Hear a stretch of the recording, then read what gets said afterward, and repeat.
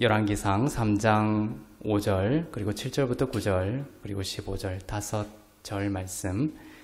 기브온에서 밤에 여호와께서 솔로몬의 꿈에 나타나시니라. 하나님이 이르시되 내가 내게 무엇을 줄꼬 너는 구하라.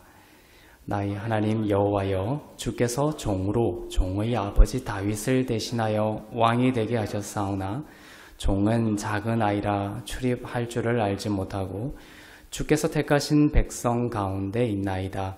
그들은 큰 백성이라 수요가 많아서 셀 수도 없고 기록할 수도 없사오니 누가 주의 이 많은 백성을 재판할 수 있사오리까? 듣는 마음을 종에게 주사 주의 백성을 재판하여 선악을 분별하게 하옵소서. 함께 읽겠습니다. 솔로몬이 깨어보니 꿈이더라. 이에 예루살렘에 이르러 여호와의 언약궤 앞에 서서 번제와 감사의 제물을 드리고 모든 신하들을 위하여 잔치하였더라. 아멘. 하나님이 여러분에게도 무엇을 하나 구할 것인지 묻는다면 여러분은 무엇을 구하겠습니까? 오늘 솔로몬은 하나님께 지혜를 구하고 있습니다. 하나님은 부귀도 주시고 영화도 주시고 영광도 주시고 모든 것을 솔로몬에게 주셨지만 오늘 무엇을 너가 구할 거냐 했을 때 솔로몬은 지혜를 구합니다. 듣는 마음을 구합니다. 근데 이 지혜라는 것은 조금 특별해요. 다른 선물과 다릅니다. 왜냐하면 잠언에 보면 지혜가 너를 부른다. 이 의인화 기법을 쓰고 있어요. 마치 사람처럼 지혜를 다루고 있습니다. 그래서 지혜는 다른 선물과 달리 예수님 자체이고 예수님의 마음이고 예수님의 음성이고 예수님으로부터 직접 흘러나오는 예수님의 어떤 인격적인 선물이라고 볼 수가 있습니다. 그래서 솔로몬이 하나님이 무엇을 구하겠느냐라고 했을 때 지혜를 구한 것은 탁월한 선택이라고 볼 수가 있습니다.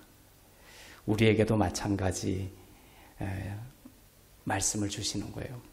하나님께서 꿈에 나타나시어 내가 너에게 무엇을 줄까 묻습니다. 솔로몬은 하나님께 듣는 마음을 주세요. 듣는 마음을 주십시오. 처음에 지혜를 주십시오 이런 표현이 안 씁니다. 듣는 마음을 주십시오. 쉐마 그리고 레브라는 단어를 쓰고 있습니다. 듣는 마음을 달라. 9절과 같이 이렇습니다. 듣는 마음을 주소서. 그리하여 주의 이 많은 백성을 재판하여 선악을 분별할 수 있게 해달라고 구하였습니다. 그리고 솔로몬이 지혜를 구했을 때 그가 구하지 아니한 부귀와 또 영광을 함께 주셨습니다. 이 말씀을 통해 알 수 있는 것은 이 세상을 살아가는 우리들에게도 더욱 필요한 것은 지혜라는 것입니다. 사람의 지혜가 아닌 하나님께서 주시는 지혜를 우리가 구하고 또한 하나님은 주시기를 기뻐하신다. 여러분이 지혜를 주십시오 할 때 정말 하나님은 기다렸다는 듯 여러분에게 지혜를 주시고 또한 지혜를 고구마 캐듯이 지혜를 구하면 다 딸려오는 거예요. 부귀가 딸려오고 또한 영광이 딸려옵니다. 오늘 사랑하는 성도 여러분에게 솔로몬이 구한 하나님의 지혜가 충만하게 부어지기를 축복합니다. 부귀도 주시기를 원하시고 영광도 주시기를 원하시죠. 그러나 지혜가 없다면 부귀와 영광이 도리어 독이 됩니다. 그런 사례를 우리는 너무나 많이 보고 있습니다. 부귀를 주시고 영광을 주시지만 지혜가 없음으로 인하여 주신 것이 도리어 독이 되는 경우가 있죠. 하나님의 이름을 가리게 될 수가 있습니다. 그러나 하나님이 주시는 지혜를 구하고 가지게 되면 그 지혜는 하나님이 주신 모든 부귀와 영광을 가지고 하나님의 나라를 위해 아름답고 선하게 사용할 수 있게 됩니다. 지난 주일 설교에서도 신명기에서 그런 말씀을 하셨죠. 하나님께서 재물을 주신다. 언약을 기억하시고 재물을 주신다. 이런 표현도 있지만 신명기에서는 재물을 얻을 지혜를 주신다. 지혜를 주신다 이렇게 하죠. 그래서 지혜를 주심으로 인하여 다른 모든 것이 함께 오는 방식, 이것이 하나님 나라의 질서라는 것이죠. 솔로몬 왕은 송사를 듣고 재판을 하여 선악을 분별할 수 있게 해달라 이렇게 구하였죠. 오늘 표면적인 지혜를 구하는 표면적인 배경은 백성들의 수요가 너무 많았고 백성들이 많은 재판과 또 송사를 가지고 솔로몬에게 나왔습니다. 이때 솔로몬이 그 모든 것을 인간의 지혜로 판결하고 그 송사를 다룰 수가 없었어요. 그래서 하나님께 지혜를 구하는 이러한 표면적인 배경을 가지고 있습니다. 왕으로서 하나님의 위임을 받아 잘 다스리고 통치할 수 있는 그러한 지혜를 구한 것이죠. 자, 여러분도 왕 같은 제사장입니다. 솔로몬이 잘 다스리기 위한 지혜를 구했던 것이에요. 그런 것처럼 여러분들도 이 땅을 살아가면서 생육하고 번성하고 땅에 충만하고 다스리고 정복하는 왕 같은 제사장으로서 솔로몬과 같은 왕 같은 제사장으로 이 땅을 살아가게 되는데 필요한 것이 뭡니까? 솔로몬 왕과 같이 하나님의 지혜가 필요하다는 것입니다. 여러분에게 오늘 또 이 땅을 살아가면서 제일 필요한 것이 하나님이 주시는 이 지혜입니다. 자녀들을 키우는데도 이 지혜가 필요하고 또 사업을 하거나 기업을 하거나 또 여러 가지 삶의 현장에서 누군가를 만날 때 이 필요한 것이 하나님의 지혜이죠. 그런데 오늘 본문에는 이 지혜의 근원이 특별한 표현법으로 나와 있어 달리 표현되어 있습니다. 그것은 바로 듣는 마음을 달라 이렇게 되어 있습니다. 듣는 마음. 솔로몬은 듣는 마음을 달라 이렇게 말씀을 하셨고 하나님이 그것을 되받아 가지고 기뻐하시면서 12절에서 그것을 지혜라 호크마라는 지혜다라고 재정의하십니다. 즉 듣는 마음이 지혜이고 지혜가 듣는 마음이라는 것이죠. 우리가 지혜를 얻기 위해서는 이런 듣는 마음을 통해서 지혜가 흘러온다는 것을 간접적으로 표현하고 있습니다. 지혜는 잘 듣는 것으로부터 나온다는 것입니다. 여러분이 이러한 듣는 마음을 갖고 있지 않다면 내가 막 내 안에 있는 것을 그냥 쏟아놓고 말하기를 좋아하는 것으로부터는 지혜가 오지 않습니다. 내 마음이 잘 듣는 마음, 그런 마음이 될 때 거기서부터 지혜가 흘러나온다. 우리가 누군가와 만나거나 우리가 어떤 상황들을 만나게 될 때 사실은 하나님은 성경을 보면 성경에 나오는 모든 영웅들에게 삶의 솔루션을 주실 때 이미 그 안에 길이 있어요. 하나님은 여러 가지 어려움과 여러 가지 상황들 구할 때 우리가 처한 그런 상황들 속에 이미 해답을 숨겨놓고 계십니다. 그 모든 것 안에 이미 하나님의 지혜가 숨겨져 있다는 것이죠. 문제는 뭐냐면 우리가 너무 빠르고 너무 자기에게 빠져 있고 너무 소란스럽고 조급하여 잘 듣지 못한다는 거예요. 이미 있는 것을 보지 못하고 이미 말씀하고 외치고 있는 것을 돌들도 소리치는 것을 듣지 못하고 있는 것입니다. 말과 또 상황들이 있죠. 누군가의 말이 있고 또 내 주위에 펼쳐진 상황들이 있습니다. 그러한 말과 상황의 외연을 보고 듣는 것도 중요하지만 잘 듣는 것은 그 말과 상황의 이면에 놓여 있는 것들을 듣는 것입니다. 이면을 들을 수가 있어야 되는 거예요. 이면에 숨겨져 있는 생각을 듣고 또 숨겨서 전하는 감정과 느낌을 듣는 것입니다. 예를 들면 고향에 계신 부모님에게 이제 전화를 걸죠. 부모님에게 전화를 걸면 부모님이 말씀하십니다. 추석에 교통도 막히고 또 기름값도 높으니까 힘들게 절대 내려오지 마라. 오늘도 제가 부모님께 전화를 했더니 아이고 절대 내려오지 말라는 거예요. 절대 내려오지 마. 추석 때 길 막히고 너희들 고생한다. 절대 내려오지 말라는 거예요. 근데 그게 부모님 진짜 그 내면에 숨겨진 마음이 아니죠. 그래서 아닙니다. 저 아들 보고 싶으시죠? 아들하고 같이 꼭 내려가겠습니다. 그리고 어머니 좋아하시는 달달한 포도하고 거봉포도하고 해서 가지고 가겠습니다. 어머니가 이제 그 변을 잘 조절을 못하셔서 이제 아들이 하룻밤 자고 가거나 오래 머무는 것에 대해서 불편해 하십니다. 아들이 불편할까봐.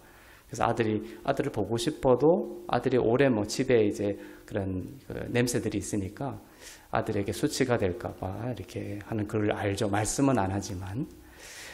그래서 제가 어머니 자고 오지는 않겠지만 어머니하고 이렇게 맛있는 것도 먹고 보고 뵙고 꼭 오겠습니다. 이번에는 꼭 보고 싶다고, 사랑한다고, 보고 싶다고 이렇게 그랬더니 아이고 그러나 그럼 와야지 이렇게 하는 거예요.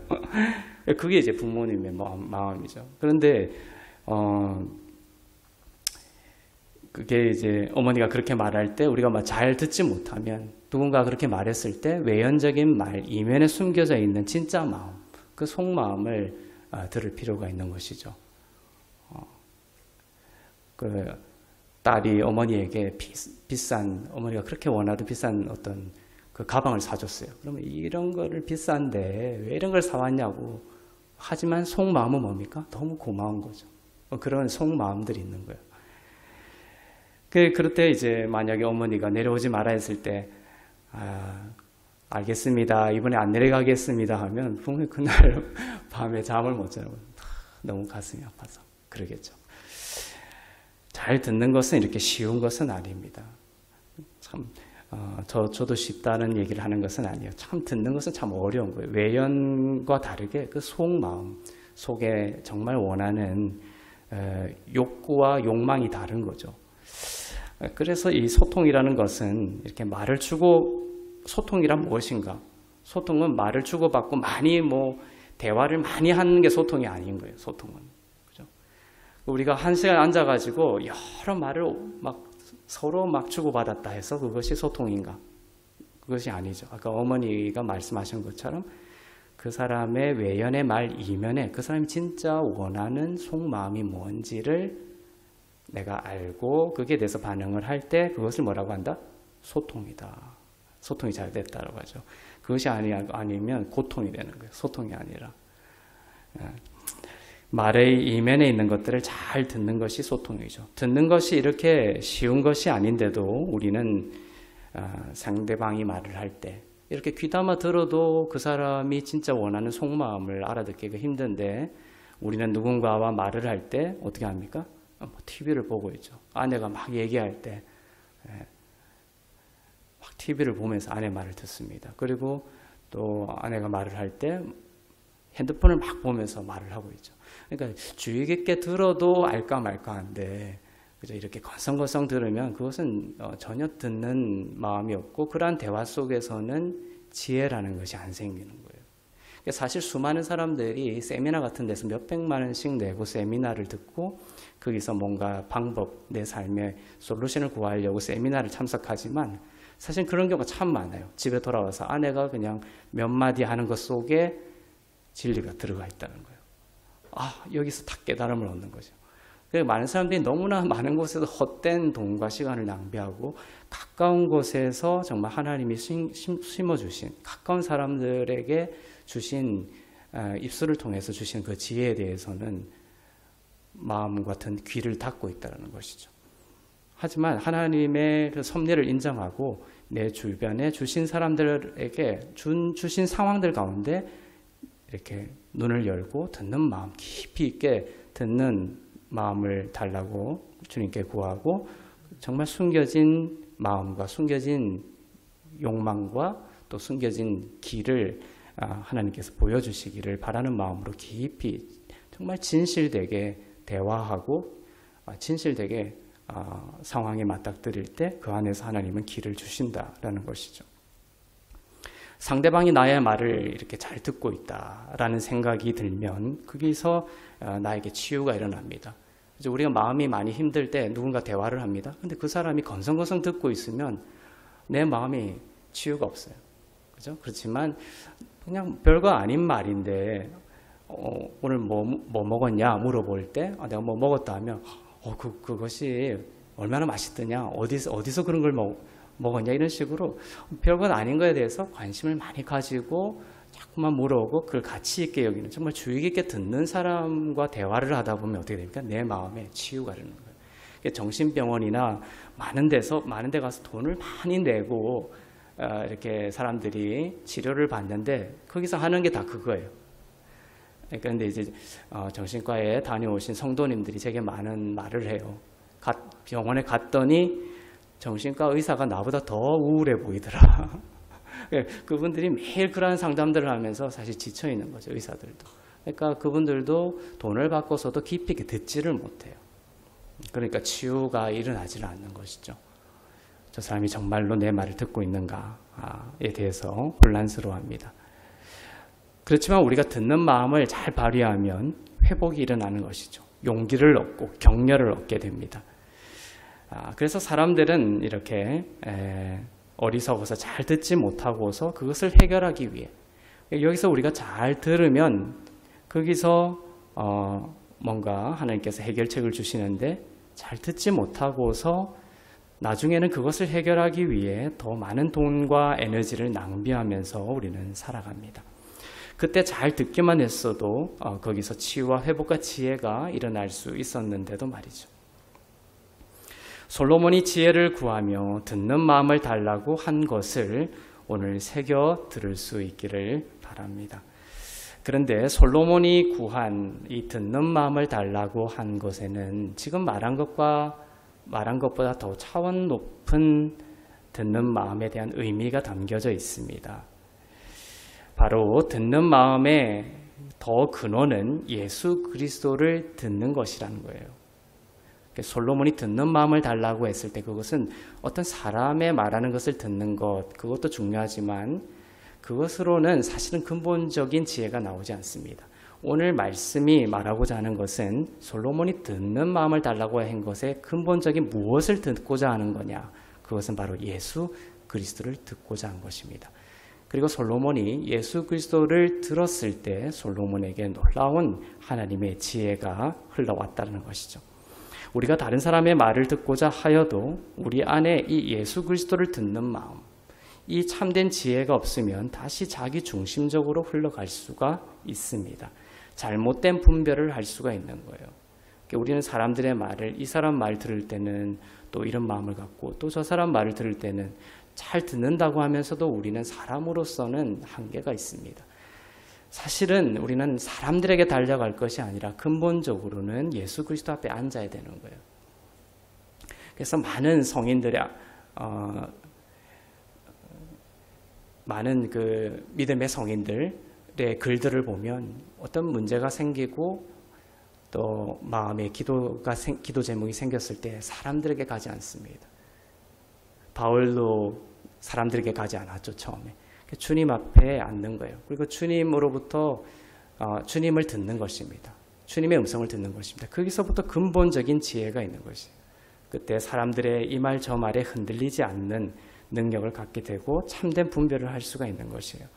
오늘은 그 말씀을 하고자 하시는 거예요. 하나님께서 우리가 예수 그리스도를 듣고 예수 그리스도의 사랑과 은혜를 듣는 지혜를 갖고 있으면 하나님의 지혜는 우리 안에서 더욱 넓어지고 깊어지게 될 것입니다. 오늘 솔로몬이 꿈을 꾸게 되는데요. 어디서 꿈을 꾸게 되냐면 기브온에서 꿈을 꾸게 됩니다. 기브온에서 어떤 일을 솔로몬이 했냐면 3000번제를 드렸어요. 오늘 한 번, 내일 2번 이렇게 해서 3000번을 드린 게 아니라 한 번에 3000마리의 제물을 드린 거예요. 원문으로는. 보통 이제 그래서 우리가 3001을 이제 기도를 하자 이런 식으로 이제 3000번이라고 하지만 뭐 그렇게 뭐 확장해서 해석할 수도 있지만 원문적으로는 3000마리의 제사를 한 번에 드린 거예요. 어마어마한 제사였죠. 어디서? 기브온에서. 근데 기브온은 문제가 있어요. 뭐냐면 그게 모세의 장막이 있었는데 그 모세의 장막에 뭐가 없었냐면 언약궤가 없었습니다. 그래서 산당이 있었고 그 산당에는 모세의 장막이 있었지만 치명적인 문제는 거기에 언약궤가 없을 때 모세의 장막만 있었던 것입니다. 그런데 신명기에 보면 하나님이 언약궤 위에 내가 임재하여 너희에게 말하겠다라고 하셨거든요. 언약궤가 없는, 아무리 성막이 화려하고 잘 만들어져 있어도 그 안에 언약궤가 없으면 하나님은 언약궤 위에 임재해서 말씀하신다고 했기 때문에 듣고자 해도 들을 말씀이 없는 거죠. 그러니까 언약궤가 있어야 되는 겁니다. 오늘 그 열왕기상 3장은 기브온이라는 잘못된 곳에서 제사를 드린 솔로몬의 잘못으로부터 시작하는 거예요. 그때 이제 꿈을 꾸게 하시고 감사하게도 솔로몬은 듣는 마음을 달라라고 주님께 요청합니다. 하나님은 그 듣는 마음을, 지혜를 구하는 솔로몬을 기특하게 여기시고 내가 너에게 지혜를 주고 또한 구하지 아니한 부귀와 영화까지 주겠다고 약속하십니다. 그리고 꿈에서 깨죠. 그 다음이 중요합니다. 그 다음에 솔로몬 꿈에서 깨서 지혜를 달라고 하고 꿈에서 깬 뒤에 솔로몬이 가장 먼저 한 행동이 중요합니다. 그것은 뭐냐면 15절이죠. 솔로몬이 깨어보니 꿈이더라. 이에 예루살렘으로 가버린 거예요. 기본을 떠났습니다. 잘못된 예배 장소를 떠났어요. 언약궤가 없는 자리를 떠났습니다. 예루살렘으로 간 거예요. 예루살렘에 이르러 어디에 앞에 섭니까? 여호와의 언약궤 앞에 서서 번제와 감사의 제물을 드리고 모든 신하들을 위하여 잔치하였더라.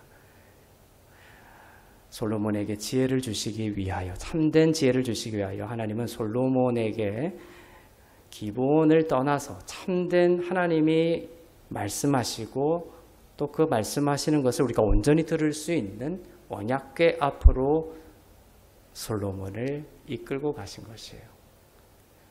언약궤는 뭡니까? 바로 예수 그리스도의 피가 뿌려지는 거예요. 십자가의 사랑이 선포되는 것입니다. 언약궤 앞에서 듣는 것이 진짜 듣는 것이라는 것을 말씀하고 있죠. 모든 듣는 마음의 근원은 언약궤를 듣는 것입니다. 언약궤는 그 위에 피가 뿌려지는 십자가의 희생과 사랑과 은혜를 나타냅니다. 그래서 아까 초반에 제가 어머니 이야기도 하고 또 여러 사람들에게 듣는 것의 중요성을 이야기했지만 언약궤 앞에서 듣지 않는 한 그것은 아무런 소용이 없는 거예요. 그것은 좋은 열매를 열매 맺지 못합니다. 그 모든 것이 의미 있기 위해서는 내가 먼저 삶의 중심, 우선순위로 언약궤 앞에 앉아야 되는 거예요. 거기서 십자가에서 나를 위해서 언약궤에 피를 뿌려진 예수 그리스도의 십자가의 희생과 사랑과 그 십자가의 언약궤의 희생을 통하여 하나님께서 나를 정말 죄를 사하시고 의로운 자로 보고 계신다라는 그런 진리를 듣는 것이 중요하다. 그래서 내 마음이 평화롭고 조급한 마음이 떠나고 불안과 걱정이 떠나고 그 언약궤를 바라보고 언약궤를 들으면서 내 마음에 생명과 평화가 이렇게 찾아오면 거기서부터 지혜가 샘솟는 것이에요.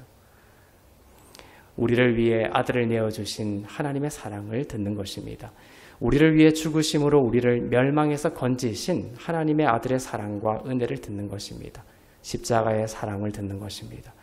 언약궤 앞에서 들을수록 근원적인 지혜가 여러분에게 주어질 것입니다. 자, 이렇게 언약궤 앞에서 듣고 난 다음에 일어나는 사건이 바로 우리가 잘 아는 솔로몬의 재판이에요. 솔로몬의 재판은 교회 안 다닌 사람들도 다 잘 알고 있죠. 솔로몬의 재판이라는 TV 프로그램까지 있었던 적이 있죠. 근데 이 솔로몬의 재판에서 솔로몬은 아주 탁월한 지혜를 통하여 재판을 하게 됩니다. 그것까지 얘기를 하면 오늘 시간이 길어지기 때문에 솔로몬이 왜 그렇게 놀라운 지혜를 가질 수 있었느냐, 솔로몬의 재판이라고 유명해질 정도로 그러한 지혜를 얻을 수 있었느냐, 그것은 바로 15절처럼 솔로몬이 언약궤 앞에 앉는 자였기 때문입니다. 예수 그리스도의 십자가의 공로와 십자가의 사랑과 십자가의 희생과 그 십자가의 능력을 솔로몬은 늘 듣고 보고 머무는 자였기 때문에 솔로몬은 솔로몬의 재판과 같은 그러한 놀라운 송사를 해결할 수 있는 지혜를 얻을 수 있었던 것이죠. 솔로몬의 지혜가 솔로몬의 지혜를 우리는 담고 싶지만 그러한 어떤 솔로몬의 재판하는 그 현상들, 사장에 나오는 그러한 것들을 자꾸만 공부해가지고는 얻을 수가 없어요. 겉만 보는 거죠. 솔로몬의 지혜의 근원은 바로 언약궤 앞에서 언약궤를 들었다라는 것입니다. 이것이 지혜의 근원입니다. 솔로몬이 언약궤 앞에서 들었기 때문에 십자가의 사랑에 물들어 있고 몰입해 있었기 때문에 솔로몬에게 놀라운 지혜가 주어진 것입니다. 예수님과 시간을 오래 보내면 자연스럽게 이런 지혜가 흘러옵니다. 애쓰지 않아도. 주님의 사랑을 듣고 그 사랑에서 떠나지 않기를 바랍니다. 솔로몬이 이제 나중에는 타락하게 되죠. 이방 여인을 또 취하게 되면서 타락하고 그 왕국까지 무너지게 됩니다. 나라가 두 동강에 나버리는 거예요. 솔로몬이 언약궤 앞에서 십자가의 사랑을 듣는 것을 멈추게 되면서 솔로몬의 통치는 무너지게 되었습니다. 솔로몬은 세상이 더 좋았던 것이죠. 언약궤 앞보다